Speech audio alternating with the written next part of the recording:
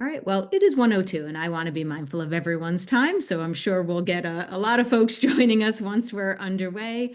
Beta is watching our waiting room and the chat. So if any questions or any problems, please put them in the chat there and Beta will get to them right away. Um, I again appreciate you all joining us here today for our May Food System Advocacy Call. Today we are focusing on grassroots organizing. And I just wanted to share a message that, since we last met, there has been a lot going on in the budgetary space, both the county and the state budgets, have passed and been approved. We're seeing what's happening now with the federal budget moving along. But I think what was really obvious to us from attending many of the county council budget sessions was just how important, community voice is in those hearings, and not just from not just, but less so from organizations working in the space, but really more so from residents, people with lived experience, people who are really facing challenges in the day-to-day that county budget can be of assistance with. So we thought that this was a great kickoff, to kind of start plans for, where do you and your organization want to be, this time, next year, and how can you get started with advocacy efforts now, with your communities and the clients you serve. So just really appreciate all of our speakers that are joining us here today. We are going to hear presentations about the Community Advocacy Institute, the Critical Issues Forum, and Action in Montgomery. And that all being said, I am going to kick things over to get us started about the Community Action Agency with Mary Bennett. Hello, everyone. My name is Mary Bennett. I'm a member of the Food Council. I'm also a member of the Justice and Advocacy Council of Montgomery County and Manna Food Center's Advocacy Task Force, and of course, the Community Advocacy Institute, which I'm going to talk about today. The program, the Community Advocacy Institute, is a program of the Community Action Board, which is a federally, state, and locally designated anti-poverty group. And in Montgomery County, it advocates for policies that address the needs of lower income county residents. It's also the governing body of the the Community Action Agency, which is part of DHHS, and our county's Head Start program. And about a little over 9 years ago, those of us on the board decided to create the Community Advocacy Institute to empower lower income residents in the county to address the problems that they saw in their community themselves, instead of making that having other people do it that may not have the same insights that they do, so their voices could be heard. And we just graduated the 9th class of the Institute, and it had 27 graduates this year, and we now have 167 graduates of the program, many who have gone on to serve on county boards and commissions, on the boards of directors and in advisory groups for nonprofits. They've done other advocacy work in the community, and they've also created some of their own nonprofits. So how it works, in July of each year, the application is open to any county residents that whose entire household falls under a certain income level.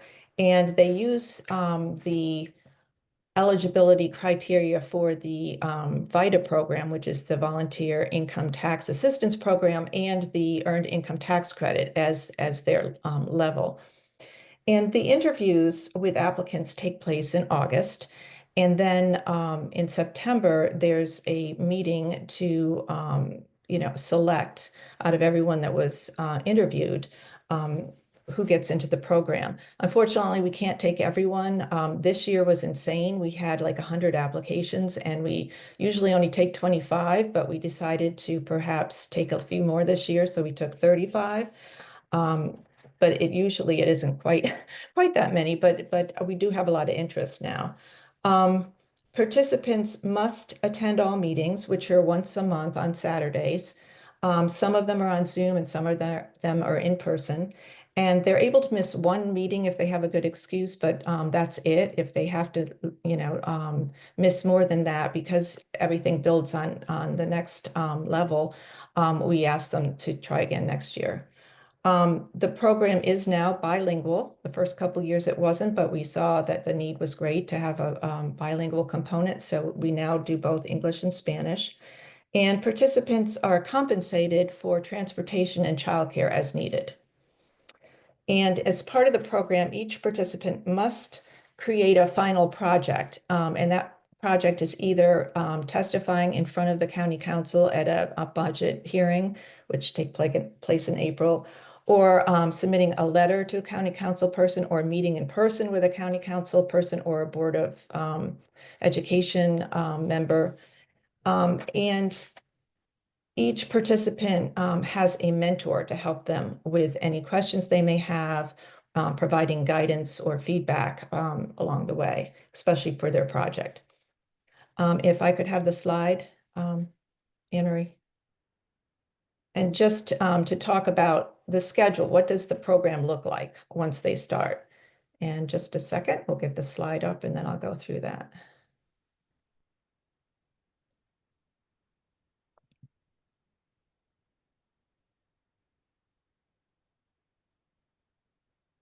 Okay, so we start out in October with our orientation. And this is an in-person orientation session where participants meet each other and their mentors, and they learn about the program and they pick which issues are most important to them. And then we take the 4 or 5 top issues and explore them more in a future session. And this year, the issues chosen were affordable housing, the cost of and access to healthcare, equity in education and the opportunity gap, immigration, legal issues, and mental health. And then in November, we have the first workshop, which is called Advocacy 101, excuse me. And in this workshop, which is a really popular one, we talk about best practices working with elected officials. And it includes a panel discussion with county and state elected officials. And the elected officials talk about how they would like to be approached by advocates. They talk about what advocacy means to them.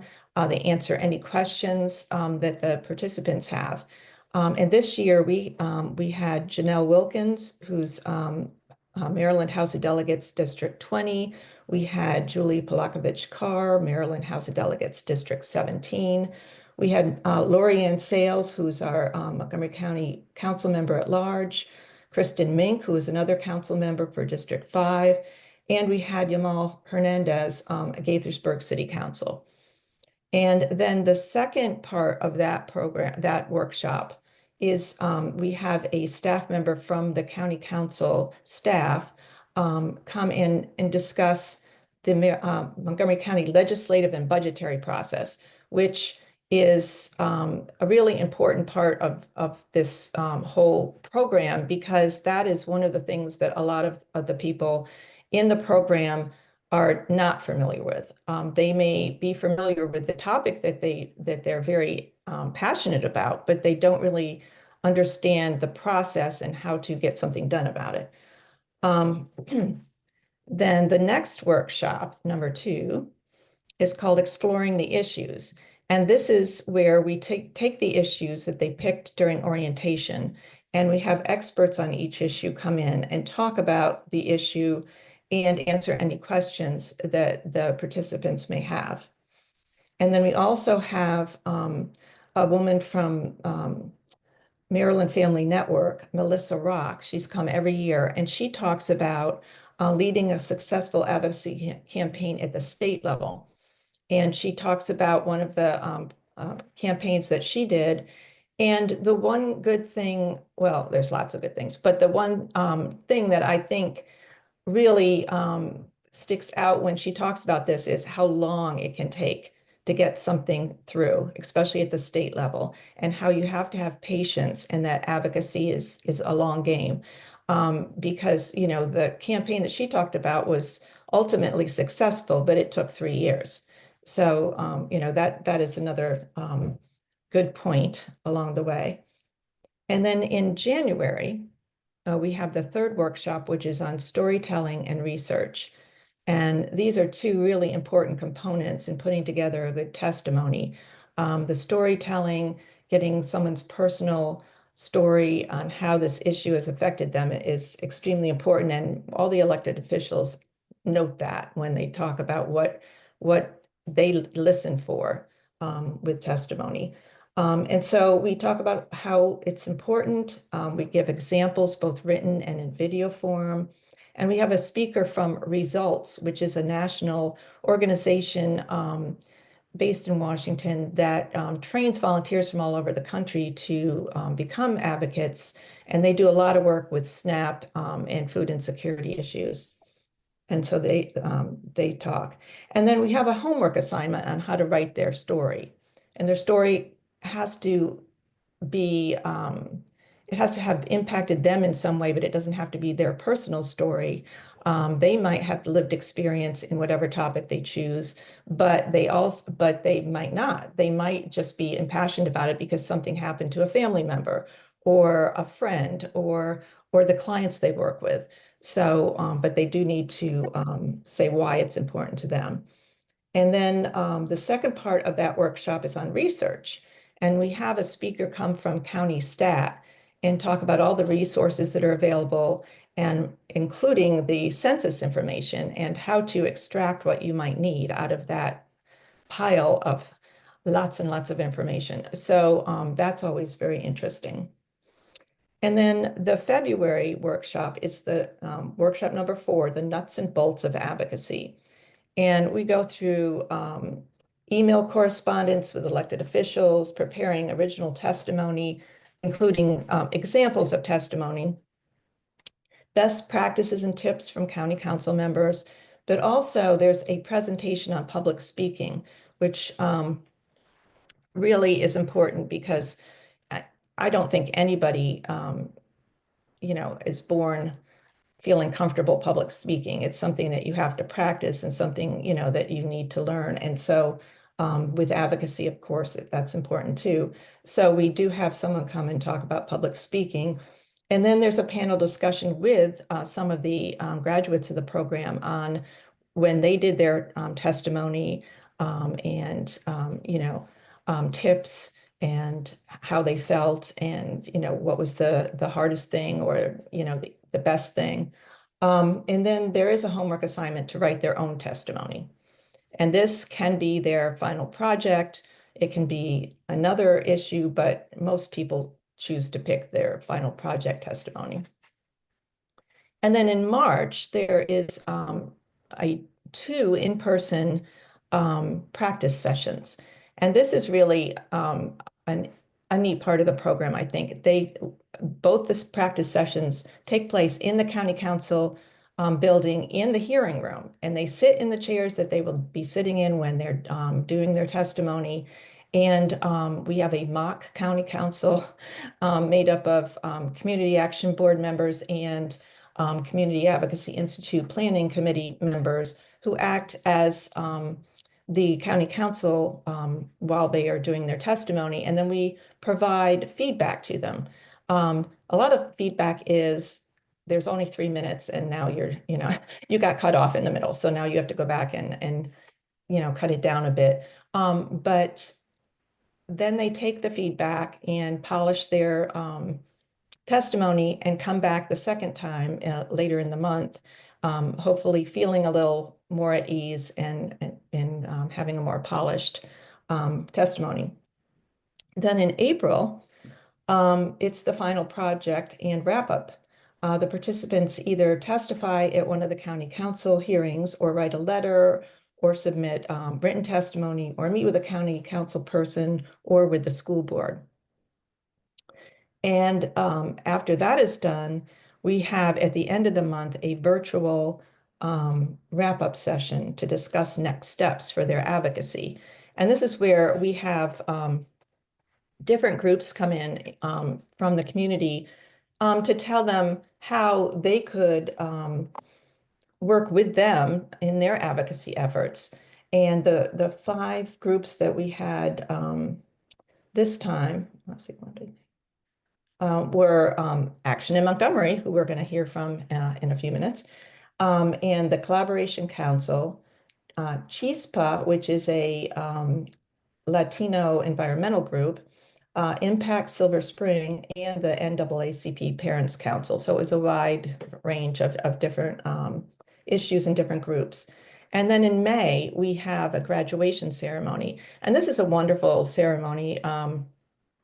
They're allowed to invite their families, and most of them do.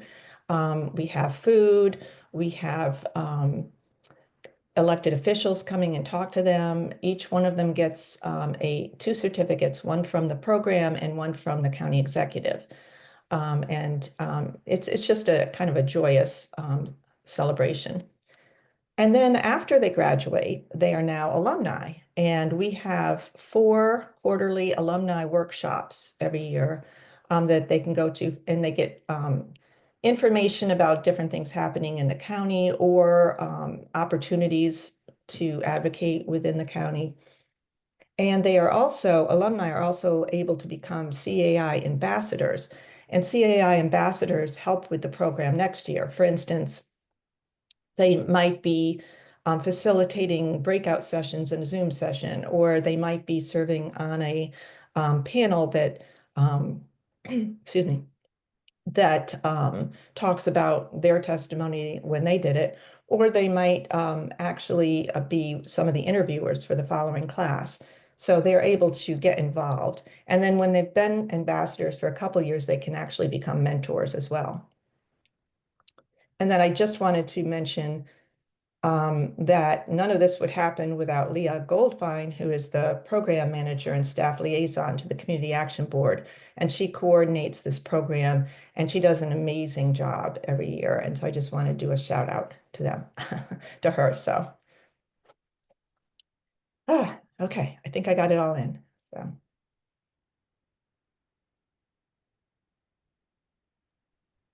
Thanks so much, Mary. Well, I'll ask to see if anyone has any questions for you about the Institute, but while we're giving folks a minute to do that, do you want to, I know you mentioned some of the groups, that come and get engaged.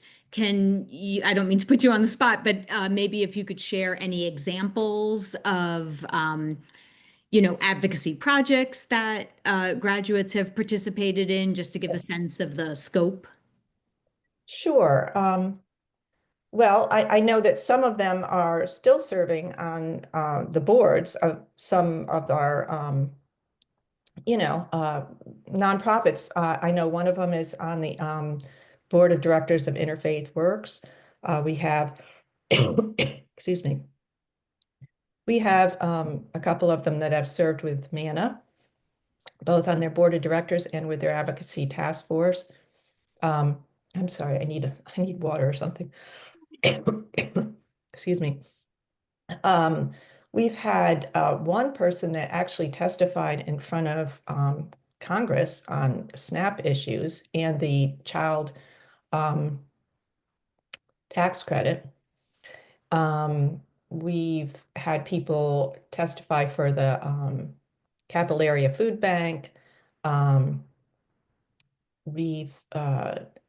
person got involved and was in a major environmental movement that, and I can't remember the name exactly of that project, but this is where Leah comes in. She's got a whole list. She keeps a list of everything that everyone's done after they leave. But this is like some of the things that people do. Oh, that's wonderful. Some of them are like simply, I got a stop sign in my neighborhood because there were so many accidents. Yeah. Things like that may not sound like they're huge, but they made a big difference in their community. So No, absolutely, absolutely. No advocacy too small. exactly, exactly. I don't see any questions, but we're gonna keep moving on. And obviously, if any questions come up, feel free to put them in the chat and we will come back to them. But thank you, Mary. I'm gonna turn things over now to Steve Mandell and Mitch Glassman from the Critical Issues Forum. Thanks very much, Anne Marie, and good afternoon, everyone. Thank you very much for inviting us to this meeting. I'll talk, and Mitchell could be available as well for questions or other comments. I'm the co-chair of the Critical Issues Forum. We are a group comprised of 3 synagogues in Montgomery County: Kol Shalom, Madat Shalom, and Temple Beth Ami. And for the last 10 years, we have a group of volunteers, about 10 or 12 of us, who've advocated mostly in Annapolis, a little bit in the county level as well, but mostly in Annapolis, on primarily 2 issues: food insecurity and gun violence prevention. So our normal practice is to try to get together as a group sometime in the June or July and think of some issues that we think are worthy of state legislation. We then tend to reach out to particularly some of our local delegates, some Montgomery County delegates in the fall. And we have certain champions, as I'll call them, who've been helpful for us in the past. Delegate Corman, Delegate Aaron Kaufman, Delegate Jared Solomon in particular. But we'll meet with other delegates as well, again, mostly from Montgomery County, because what we've learned is delegates tend to pay most attention to those folks who represent their constituents. And hopefully that will result in these delegates agreeing to sponsor legislation in Annapolis, either in the Senate or the House or both, in which we will support through written and or oral testimony. So last session, for example, we wrote about 10 statements in the General Assembly, 5 in the House, 5 in the Senate. Some of those, again, were for gun violence prevention. Some were for food insecurity. And maybe I'll just give a couple of examples, which I think will be illustrative of some of our successes and maybe a frustration or two. Early on, we had probably our biggest success in helping develop, along with Delegate Mark Corman, the Summer SNAP for Children legislation, which was actually passed in 2019. And this was one of the first pieces of legislation in the country, in any state, that provided for additional SNAP benefits for eligible families and children in the summer months to help pay for, of course, the expenses of eating in the summer when children are not getting the benefit of farms, free breakfast and lunches. I think this is interesting for a couple of reasons. First of all, in our deliberations with Delegate Corman, we were coming in wanting some millions of dollars in this program. Delegate Corman persuaded us that anything over $200,000 in funding was going to be unrealistic. And we actually considered withdrawing the proposed legislation at that time because we thought that was so inadequate. After having some further conversations with Delegate Corman, we decided to go ahead and have him propose, or some other delegates propose, the legislation. We supported it, and it passed, which was in the first year of its that it was proposed, which was unusual. It passed, and as I said, it provided for $200,000 in state funding, and then there was some matching county funding as well as part of contingency for the program. Well, the program, we got some data after the first 1 or 2 years, and the program was very popular. A lot of counties submitted applications for the program. And lo and behold, in the third and fourth years, first Governor Hogan and then Governor Moore added additional funding to the program to the tune of $4.8 million per year. So although we started out very low and a little bit frustrated at the beginning, the lesson learned was sometimes that's the best way to proceed. And it became the forerunner after getting that money and getting more data and getting more publicity. The program became one of the forerunners, if not the only forerunner, of what became the national federal program, which passed a couple of years ago, in which the federal government, after COVID, decided it was worthwhile to have some additional funding for low-income families in the summer, and it passed the summer EBT program, which is now has replaced the Summer SNAP for Children's program, but is a much more extensive program, provides for funding for a broader range of families and a little bit more funding. And so I think we learned a very interesting lesson that, again, sometimes you have to take the long view, I think, as Mary said, in legislation. Sometimes you want to go in, and sometimes it's good to go in with your guns blazing, if I can use probably an inappropriate expression, but you have to go in, and then you have to use the advice of very wise counsel, and in our case, it was Delegate Corman, who's extremely wise and has good judgment and is also quite influential, frankly, which helps. And to help get this legislation passed in the first year. And then if you get a little lucky and you continue to push for increases in funding, in this case, you get it. And then you wind up actually forming the basis for some much broader federal legislation. So I think that was a valuable lesson to be learned. Let me just give a somewhat more recent and a little bit more frustrating example, if I can. We have been proposing now for 3 or 4 years to amend the federal SNAP law to facilitate the receipt of benefits, of SNAP benefits, by eligible college students. As some of you may know, SNAP has a kind of notorious work for food item, like many of the laws, like TANF and other laws that were put in back in the 1990s, that requires eligible college students who meet all the other income and citizenship requirements, et cetera, to go beyond that and meet and show that they're working for 20 hours a week or in a work-study program. This has obviously had a negative effect on the ability of college students, many of which now are middle-aged people with children who are supporting their children who simply cannot afford to work and do their studies and be successful. This legislation, which in the last couple of years was sponsored by Delegate Kaufman, has not been successful in the Maryland legislature. We went ahead and proposed it again this year with our colleagues. We presented it to Delegate Solomon in the fall of this, before this latest session.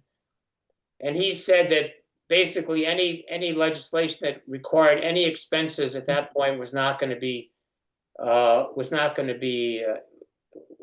viewed favorably by the legislatures and by the governor. So we made a swift pivot at that point. We really wanted this legislation. We thought it was very necessary, and because it would impact community colleges in particular, we thought it should be a popular piece of legislation. But there was a price tag that simply, at that point, as you remember, those in Annapolis said we couldn't afford. So we pivoted sort of quickly on it, and we said, okay, we're gonna propose an alternative to that funding legislation. And we're not going to propose changing SNAP anymore. What we're going to propose something is adding money to something called the Hunger Free Campus Grant Program. And this was a piece of state legislation that passed a couple of years ago that tries to encourage colleges by holding the incentive of grant funds to increase their services to low-income food insecure students on their campus. And we thought this was a good alternative because the data had shown that actually many students we're eligible, we're still eligible. Many currently students were eligible to get SNAP, even with the 20-hour work requirement, but they weren't doing so. They, like is true in a lot of instances with SNAP, a lot of the penetration rate was low. Students who were eligible were not applying for SNAP. And so we thought we'd address this problem for sort of from the other side of the coin and saying, okay, we're going to try to encourage colleges to motivate those students through programs, through food banks on campus, through various communication techniques to try to get those students to apply for SNAP for which they were eligible. And we thought this was a very moderate idea. It wasn't going to cost a lot of money. We were going to ask, the program right now has, I think, $250,000 in it. We were going to ask for maybe $100,000 more. It was going to be a low cost, low impact, but still make our point. We got Delegate Davis and Senator Washington to propose pieces of legislation on this. Each house did pass the legislation. The Senate piece did not have any additional funding in it. The House piece did. It went to conference and the Senate legislation prevailed. And so the bill that finally went to the governor, and which the governor signed, did not have any additional funding. That was a disappointment, to say the least. But it at least showed that, to us, we felt good that we did not give up after we were told that the funding number we had first proposed was inadequate, was too much. We proposed an alternative, and we did get some action in both houses on it. And so again, we built a foundation, hopefully, to propose it in the future, in the remaining years. And this, will be the 4th or 5th year we're going to try it again. And maybe, God knows, the budget situation will have improved next year or the year after, because this is really, we think, should be a very popular piece of legislation, given that, almost every county in Maryland, or every county, has a community college in it. So I guess I'll end it there. And, I've probably left out a lot of what people may be interested in, but Mitch and I will be available for any questions. Thanks, Steve and Mitch. I appreciate it. I know, obviously, Critical Issues Forum has also long been engaged in the advocacy work around school meals for all in Maryland. So just another example of their programs. I do see that Elizabeth from Action in Montgomery is here with us, and I know she's a little bit of a time crunch. So I'm going to switch over to her, but please, any questions, feel free to put them in the chat and we will get back to them. But Elizabeth, thank you so much for joining us. And I have allowed you to share your screen, but if it's easier for me to run your slides, I can do that too.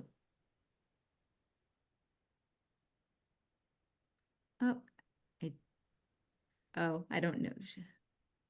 Oh, I think we've lost her for a second, but while she is coming back in, I am going to find her slides in case she needs me to run those. So just give me a second to get those handy. Thank you. Can you guys hear me good? I think my yeah, okay, Yes. the Wi-Fi where I am is not the We're good best. now. Did you want me to Thank share your you. slides, Elizabeth, or do you want to do them? Sure. No, that would be helpful. Thank you so much. Great. Well, I'm going to start. Hi, everyone. My name is Elizabeth Bernal-Amick. I'm from Colombia. I've been living in the US for the last 5 years, 5.5. Oh my God. And I work as a community organizer. We are an organization that it's called Action in Montgomery. Action in Montgomery has been working with communities around the country for 25 years and has been actively engaged with organizing in the state for the last 10 years. Thank you. So there's a picture of us recently. If you want to go to the next slide, please. We are a broad-based organization. That means that the institutions that we work with already have an structure of like an organization structure, and those are, like, for example, schools or congregations from different faiths, PTAs, neighbor tenants organizations, are already organizing something in the communities and unions. We are multicultural. We speak different languages according to the meeting and the people we're meeting with. Could be Spanish, French, Amharic, Hindi, etc. We are multi-issue too, because our focus is not specifically on the use of each community, but in the development of their leadership. Um, we talk a lot about relational power, and how the people engage in the local and county state level. We're really local focused, being honest. The next slide will explain that we are part of a coalition of organizations like us. Countywide is called the Just Power Alliance, and here in Maryland is the Maryland Just Power Alliance, and we're working actively in Howard County and Anne Arundel County too. In the next slide, we are going to talk about something about organizing. I come from a project organizing. When you're a project manager, that's my background, my professional background. So as I see, when you do community organizing, you understand that your resources are the people who belongs to that community. And your goal as a community organizer is to improve their leadership skills. You are not coming into a community to teach them how to do the things, but you come to learn how the community is already organized and how you can push it to help them to achieve their goals, bringing up their skills. So the next slide, I put like a picture of people that belong to a community. What we usually do is going to these communities and do thousands of one-on-ones. Um, Literally sitting with one person per time, trying to understand what are their goals, the necessities of the community, how are they thriving, what are the things that makes them dream, and based on that, that's how we set up agendas. And when Aida and Elizabeth were explaining to us that they want us to share with you a little bit about the process, how we achieve things, I thought of a specific campaign that I'm working currently. If you can please, thank you. So in 2016, as you see in the image, there was a gas explosion in one neighbor. That neighbor was Flower French Apartments. Around 10 people died that day, and around 30 families get affected, most of them Latinos, all of them low income. And so the community starts to try to understand what this was going on, like why the structure of the gas pipelines was so bad, and why they never hear about it. Maintenance of the community wasn't there at all, like the landlords never show up.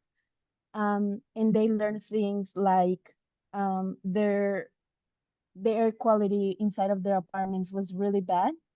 They start to learn how to measure indoor quality in their apartments. So according to the CDC, this is in the down side, in the down part of the slide, you can see that is the Europe like measurements. But here in the States, the city says that under 100 it's alright for outdoor quality. But if there are parts per million more than 100 in the air quality that you are breathing outside, then you are breathing contaminated air. And when people start to learn how to measure this in their homes, they start to see that the air quality that we're breathing inside, not even outside, inside was 100 parts per million, 400, 500. Um, and the majority of air pollution that was coming out, like in the daily activities that we do, came from these buildings, the residence buildings. Um, so if you go to the next slide, we in 2022 we decided to start to do listening sessions. We contact at least around 1,500 people in Montgomery County. Some of these listening sessions were one-on-one, and some others were with big groups in different communities, like for example in food pantries, in the line, or in PTA's meetings. We were also going to congregations to listening to people. And the idea was to set up the agenda for the work that we do organizing for the next 3 years or 4. And that agenda was defined in 2022. And this is directly one of the things that one of these members of community say. And there have already been 2 gas explosions in Montgomery County and gas stove, particularly in older housing stock, can negatively affect impact health, including chronic respiratory illness. Because we also were checking with the school and neighbors with higher indoor bad quality, like air pollution, where the schools were having more reports from respiratory issues from the kids. So that was something that we were considering. One of the first steps forward reducing carbon pollution is to reduce our dependency on natural gas and switch to sustainable electric alternatives. Gas and utility lobbies argue electrification is inequitable as the burden will fall heaviest on low-income residents. However, those same residents are the ones who predominantly experience the negative effects of natural gas and will likely miss out of the benefits of converting to electricity if only happens in wealthier community first. Because we were mapping where the neighbors in Montgomery County were that have bad air quality, and we were mapping the neighbors who have good air quality. And we were noticing that the ones who have better air quality is because the majority of the houses have a lot of ventilation and induction stoves. And at the same time, the money that the county and the state was giving away for owners to change and electrify their houses was only available for houses and for the owners of those houses and not for, of course, landlords and tenants. And landlords were never going to electrify those buildings. So in 2022, after those listening sessions, we started advocating in the county council, and then we were discovered that they were not going to change anything because it's not under their power. We started to advocate in the Senate and in the House in Annapolis. In 2023, we started to work with delegates, specifically Delegate Kulians, to propose a bill.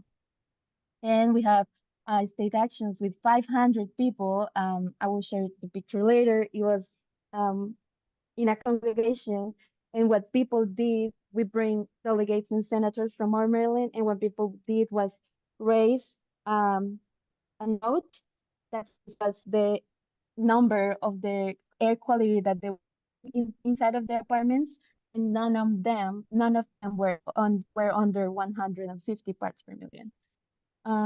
So I think that was really impactful because in 2024, the Warmth Act was proposed by Delegate Turkian. And what this act says is that is now mandatory for the companies of gas and energy to propose projects for this kind of to change from gas stoves to electric stoves and to find like healthier sources of energy for these neighbors and to combat air quality pollution. Because there are already funds for this that they were just used by the welfare communities. And so that project passed. It was really cool. And since last year, we have been organizing with the landlord and with Washington Gas to apply for electrifications. So now one of the neighbors that we work with, where almost all the communities for Flower Branch neighbor moved after the explosion, they moved to this neighbor that is called Northwest Park Apartments. This committee was selected as the committee where they're going to develop the pilot program to bring a clean source of energy for the families and electrify the neighbor. What they're going to do is to build a network geothermal system of electricity that will be using the warmth of the earth to bring energy to the surface for the families. I think so this timeline will be useful for all of you to see that usually working in advocacy needs, first of all, a lot of listening of everyone, people who are outside and inside of the community to try to understand what are the issues that specific communities are having, but also what are the solutions that these same people are proposing. And to see what is the biggest picture of the context. I think that's important. And second, advocating with visual forms and doing it actively, I think it's really impactful and bringing a lot of people together. It's also really important. And third, every action that we have been doing has the goal for people to understand, even if even with the technicalities of the legal system and bureaucratic parts, the language barrier too. But also, for example, now we are learning about what is network geothermal electrification and how induction stove works, and what is the difference between cooking tortillas with fire and with induction stoves. So yeah, that's something that it's important for us to educate ourselves and the communities that we work with, and also the companies. Washington has teaching them how to deal with community and how to get engaged actively with communities without being condescending. That has been a big part of my work lately.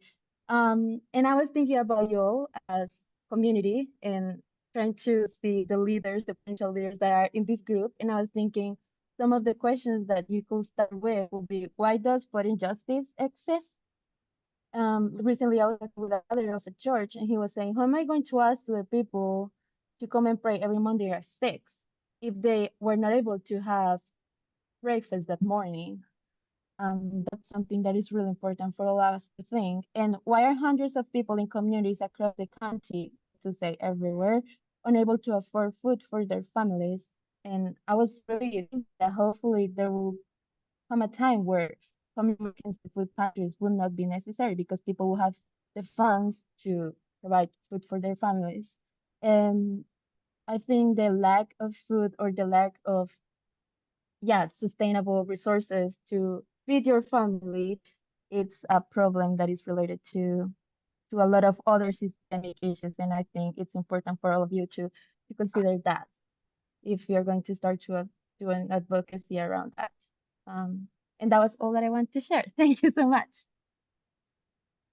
I don't know if there's any questions, and Marie or Elisa, let me know. Thank you. I'm checking the chat. And I apologize that Mary Bennett lost power at her house, unfortunately. So she got tossed off the call. Jackie, I know you had a question for her about the budget. I will email it to her and make sure you get an answer to that. But Elizabeth, I wanted to thank you for a really great presentation. Elizabeth was concerned about if her example would really connect to food security. And we stressed the fact that, the importance here is how to work with the community to determine their needs and to help, advocate for them. And so the subject matter is really, not important. And maybe in work around food advocacy, maybe you will interact with neighborhoods where that isn't, maybe that's what brings you together, but maybe that isn't the solution to what the problem is. And so it really is, listening to organizations. So Elizabeth, I really appreciate your time. If anyone has a question, please feel free. Thank you so much. Your hand. Thank you. Okay. All right. And Elizabeth, again, thanks for your time. I know you have to jump back to some community. Thank you. Right. Yeah. Thank you so much, everyone. Nice to meet you all. Thanks. So I think, what we were just happy to do today was really bring together 3 different models, of advocacy that we see happening in the community, organizations working together, training individuals, on advocacy issues, working hand in hand with the community to identify and elevate issues for advocacy. And, hopefully there's something, for many of you in there to connect with. I know some of our food assistance providers are part of Action in Montgomery. St. Camillus is the organization that gave us the connection to Action in Montgomery. So we appreciate their work there. But I believe there are a few others. So yeah, just, happy to engage more in that as we continue these calls in the future. That being said, big advocacy issue of the day, going around SNAP benefits at the federal level, and Allison from our team was going to share a brief update on that. Yeah, thanks, Anne-Marie. Good afternoon, everyone. So I know everyone has seen, obviously, the House's reconciliation bill. A lot of really stark cuts in there. I'm going to focus on just the SNAP ones. So they're looking to cut 300 billion from SNAP, which would be through year 2034, which would be a 30% overall cut in the program. The biggest way that they're looking to cut the program is by kind of radically changing the very structure of the program, which shifts costs of the program to states. So whereas SNAP used to be 100% federally funded, this would shift some percentage of costs to states, anywhere from 5% to 25%. And the percentage would be based on the state's overall payment error rate. So if you look at our state and our error rate in 2023, that would put us in the highest bracket, and we would be therefore required to cover 25% of the SNAP benefit itself. And one estimation I saw that at was 373 million, though I was on a call with DHS this morning and they quoted it at 640 million. Obviously, you know, tremendous blow to our state's budget if that were to happen.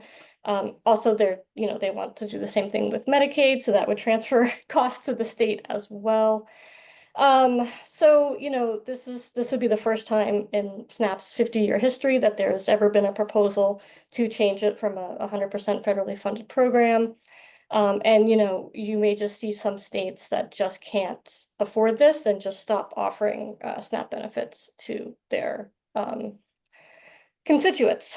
So that's kind of the big chunk of the cost cutting that the bill aims to do.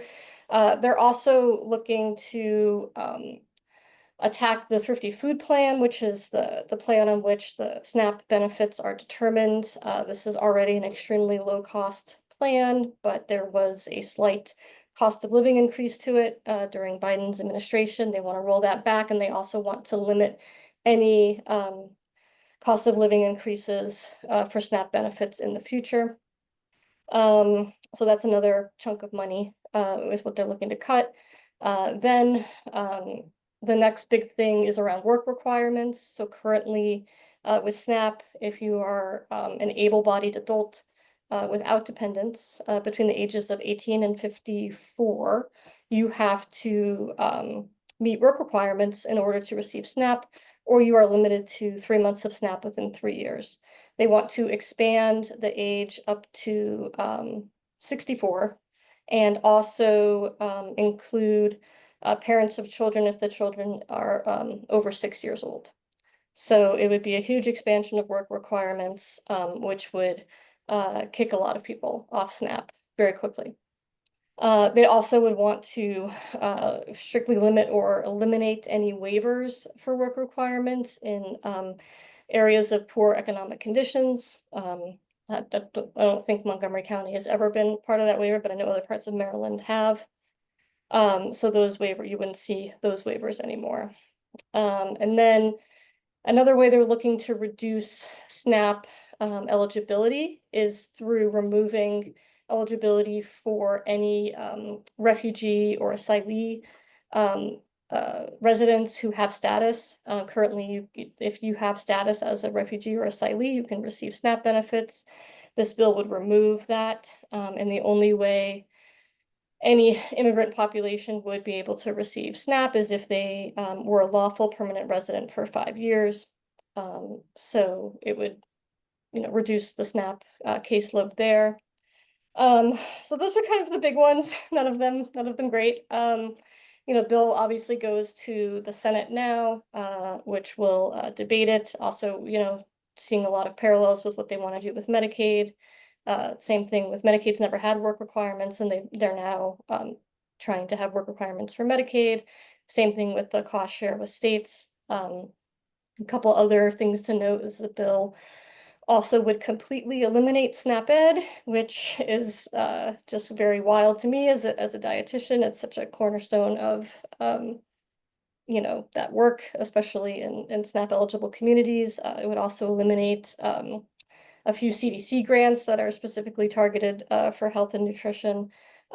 So I don't know if that's completely exhaustive. I know there's others on the call who are following it as well. So please chime in if I missed anything or if I got anything wrong. But that's where we stand right now, and we'll just see you know, what happens in the Senate. You know, it passed extremely narrowly in the House with just one vote margin. So hopeful that continued advocacy will you know, cause some changes in the bill. So we'll just have to keep hoping. Any questions or anything I missed?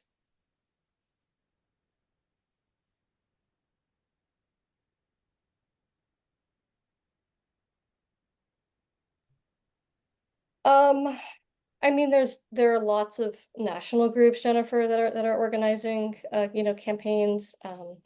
You know, so right now we would be targeting, you know, the Senate. So, you know, I think that we obviously know where our senators stand on that.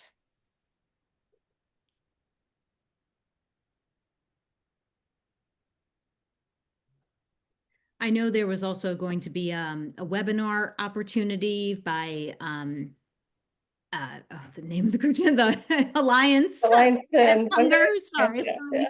so many groups Yeah.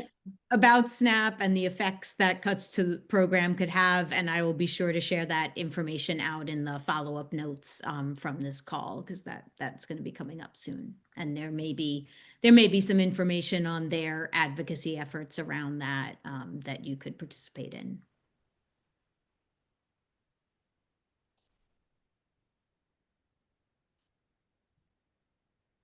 All right. It is 1:58. I just want to thank all of our speakers, some of which had to jump off by now. But again, a big thanks to Mary, to Elizabeth, to I think Mitchell had to jump off, and to Steve, who's hanging in here with us through to the end. But thank you so much for those presentations. We will get back to you on the date for the June food system advocacy call. We're actually looking into inviting an elected official, and so the date might be subject to change based on their availability. So just appreciate your patience while we get that all worked out. But you know, we will keep you posted. And thanks so much for joining us again today.